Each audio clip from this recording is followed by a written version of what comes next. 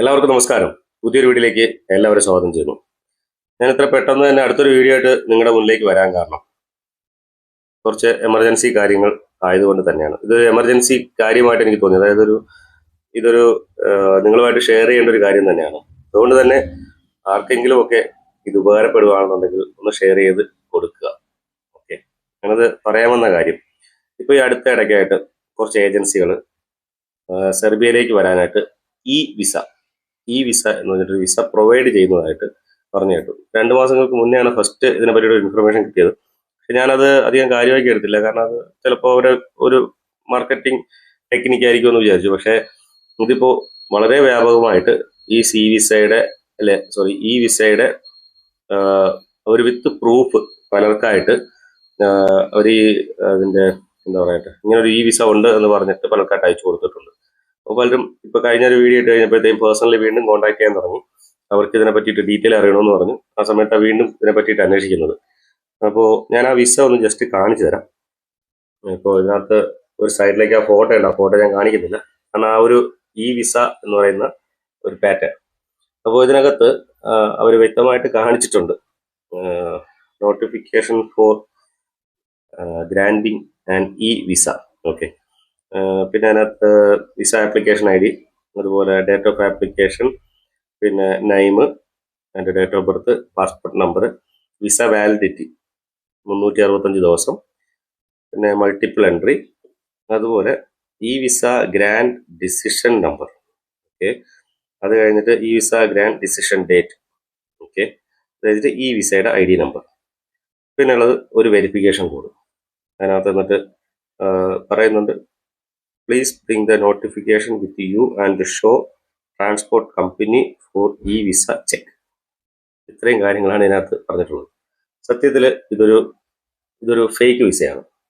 കാരണം നിലവിൽ സെർബിയയിൽ ഇതുവരെയായിട്ടും ഇങ്ങനൊരു ഈ വിസയെ പറ്റിയിട്ട് പറഞ്ഞ് കേട്ടിട്ടില്ല. ഇന്ന് അന്വേഷിച്ച സമയത്ത് ഇങ്ങനൊരു വിസ ഇല്ല എന്നാണ് അറിയാൻ കഴിഞ്ഞത്. നിരവധി ആൾക്കാർക്ക് ഇപ്പോൾ ഈ ഒരു ഫോർമാറ്റ് തന്നെയാണ് 2.5 മാസങ്ങൾക്ക് മുന്നേ എനിക്ക് കിട്ടിയത്. ഇതേ സെയിം ഫോർമാറ്റ് തന്നെയാണ്, പക്ഷെ ഇന്ന് വീണ്ടും കിട്ടി. അപ്പൊ അതുകൊണ്ട് ഇതിന്റെ ചിലപ്പോൾ ഇതൊരു വളരെ ഡെപ്തിൽ പോയിട്ടുണ്ടാവും.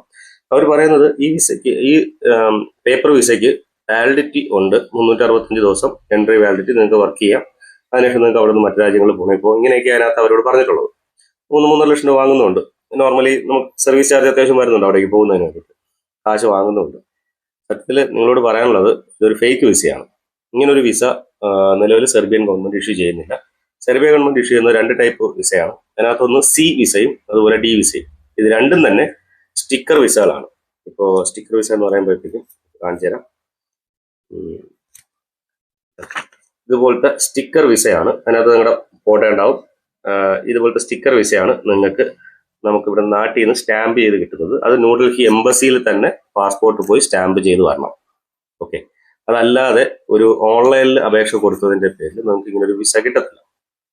പിന്നെ ഈ ഒരു വിസയ്ക്കുള്ള ആപ്ലിക്കേഷൻ ഇതിനകത്ത് വ്യക്തമായിട്ട് അവർ പറഞ്ഞിട്ടുണ്ട്.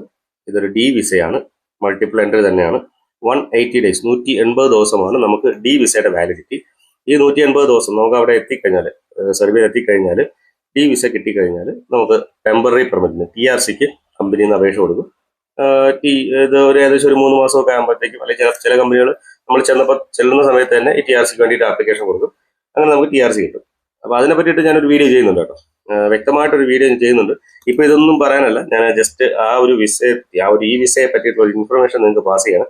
നിങ്ങൾ ആരെങ്കിലും ഇങ്ങനെ ഒരു ഫേക്ക് വിസയിൽ പെട്ടിട്ടുണ്ടെങ്കിൽ ദയവ് ചെയ്ത് ഇതിനെക്കുറിച്ച് കൂടുതലായിട്ട് അവരോട് തന്നെ ചോദിക്കുക. ഇങ്ങനെ ഒരു സംഭവം കണ്ടു എന്ന് പറയാം, ഞാൻ ഉറപ്പിച്ചു പറയാം ഇങ്ങനൊരു വിസ ഇല്ല എന്നുള്ളത്. അപ്പോൾ നിങ്ങൾ ആരെങ്കിലും പറ്റിക്കപ്പെട്ടിട്ടുണ്ടെന്നുണ്ടെങ്കിൽ, ഈ ഒരു വിസയുടെ പേരിൽ പറ്റിക്കപ്പെട്ടിട്ടുണ്ടെന്നുണ്ടെങ്കിൽ, തീർച്ചയായിട്ടും നിങ്ങൾ അതിനകത്ത് അവരോട് സംസാരിച്ച് ആ കാശ് കൊടുത്തിട്ടുണ്ടെങ്കിൽ ആ കാശ് തിരിച്ചു മേടിക്കുക. നിങ്ങൾക്ക് ഈ ഒരു വിസയായിട്ട് നിങ്ങൾക്ക് എയർപോർട്ട് പാസ് ചെയ്യാൻ പറ്റും. നിങ്ങൾ ഈ വിസയുടെ എയർപോർട്ടിൽ എത്തുമ്പോൾ തന്നെ അവർ നിങ്ങളെ പുറത്താക്കും.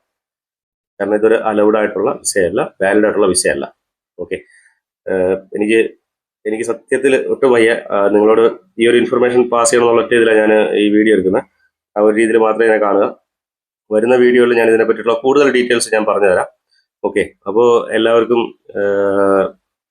ശുഭദിനം നേരുന്നു എന്നേ പറയാൻ പറ്റത്തുള്ളൂ. കാരണം എനിക്ക് പൊട്ടുമായി എനിക്കിന്ന് കിടക്കണം. ഞാൻ വരുന്ന വീഡിയോയിൽ നിങ്ങൾ ക്ലാരിറ്റിയിൽ എന്താണ് ഡി വിസ, എന്താണ് സി വിസ, അതിൻ്റെ പ്രൊസീജിയറിനെ കുറിച്ചൊക്കെ ഞാൻ നിങ്ങൾക്ക് പറഞ്ഞുതരാം. എന്തൊക്കെ കാര്യങ്ങൾ നമ്മൾ വിസ എടുക്കുന്ന സമയത്ത് ശ്രദ്ധിക്കാനുണ്ട്.